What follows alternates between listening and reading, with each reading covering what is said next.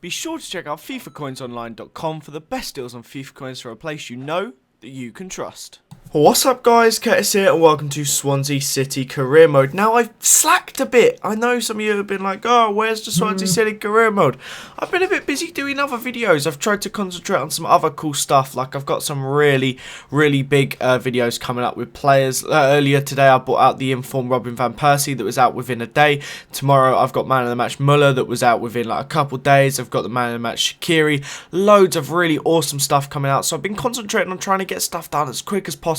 Rushing through, not rushing, but trying to get the best quality stuff as quick as I can. So that means I haven't had time to do stuff like career mode. But here you go. It is coming up to transfer deadline day in the transfer window. We have a couple games. We also have some international time, which I sim the games of. And yeah, as you can see there, I was trying to pick myself up a player because basically we're playing 4-2-3-1 due to the lack of Michu. We've got a Barbo up front on his Larry.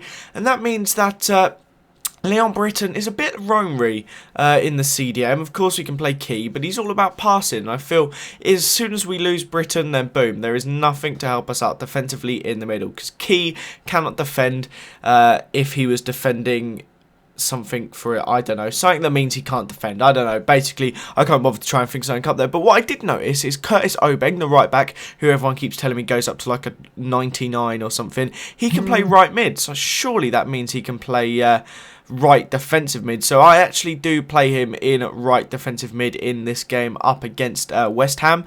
But as you would have seen at the start, we was trying to get Zizinho from Manchester United. The plan was to get him on loan with the option to buy at the end of the season, and that means I'm paying just 1.6 mil at the end of the season once I've done financial takeover, which I've already bought in the A Sports Football Club, might I add. So I'm going to have all that coins, it's not Ultimate Team, all that money to buy players, so someone as cheap as that who's going to go up high that I can get for virtually just nothing now just by paying his wages, then surely that has got to be worth the payment that I'll be paying. So just 20 minutes into this game, Barbo had the ball in crossed into him from Lamar, and of course he was going to bang that in. 16 goals in all competitions so far, not bad halfway through the season.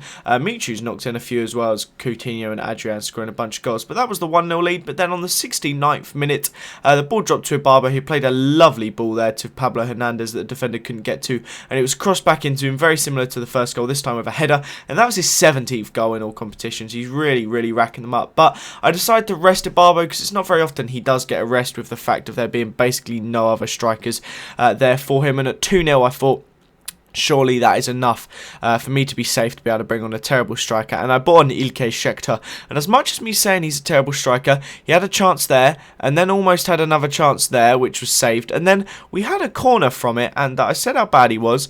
Bought him on to rest Barbo. But believe it or not, he isn't all that bad. He does actually score us a header here. So I guess we can remotely let you off. I think his name's Ilkay Shekhtar. I may be wrong. But Shekhtar and Barbo picked up the 3 goals today, and that's a big win up against West Ham. We have to win the games against the smaller teams like that, and we did it with a lot of ease and style. 8 shots to 3 and 7 on target to 1. Now I've had questions recently. I'm playing on world class. You'll see that as we go into every game that is world class, just to clarify for those. But I changed the offer that we put in on Zizinho. I think I may have.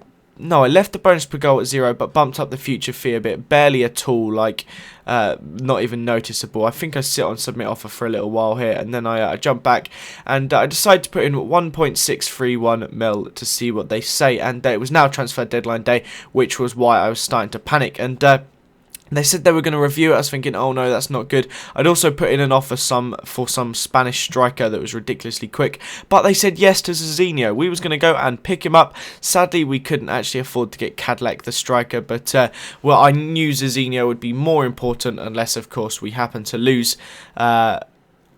Barbo, then that'll be an absolute disaster. But we did go and pick up Zizinho, and I wasn't able to pick up Cadlec, sadly, because he looks like he'll be a very promising player in the future. But yeah, so this was now time for the international management. But before that, I got a job offer from Arsenal. Now That's pretty impressive. I'm sure all you guys know I'm an Arsenal fan, and it really did shock me. It was like they want me as their manager. I mean, we've had some great cup success, and we're doing well in the league, and we've shown the clear transfer and youth mind that we have, which of course is key at Arsenal. But yeah, it just felt a bit weird, but I rejected it because I've pledged my allegiance to Swansea. Maybe in 5 years or so we'll move on, but for now we are the Swansea men. So we have our game up against Sunderland now. This is quite an important one. A win is absolutely crucial, very, very important to get the win, and we are resting a couple players, putting a few younger ones in, but not really noticeable, like the bench and stuff. We were trying to put a few players. I was considering putting Zizinho in to start off with, but I'm going to give him one more game rest,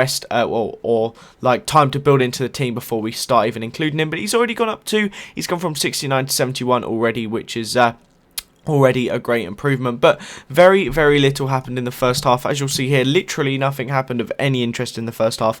I didn't have any highlights to report on, so we just went straight into the second half, and it was a very quiet second half too, until the 87th minute when Sterling picked up the ball here, played it to Ibarbo. He did a cheeky little 1-2 here with Britain. Lovely little bit of play there, and Ibarbo is always going to be getting away from Carlos Cuellar with so much ease, and with it being so late in the game, I felt like it would be stupid to do anything other than tramp it. Like, it's not like the computer cares that you're scoring sweaty tramp goals like that, and win's a win. So on World Class we managed to pick up the 1-0 win against Sunderland. Stuff like that we have to be pulling off, so I was more than happy to go and do it and get us the important win. So that is basically it for the end of this episode, guys. As you'll see on the screen, our next game is up against Norwich, but I will leave that to the next episode. That should be in a couple days. I'm trying to do them every other day, so hopefully it should be Saturday, if today's Thursday, which I'm sure it is, so it should be Saturday for you guys.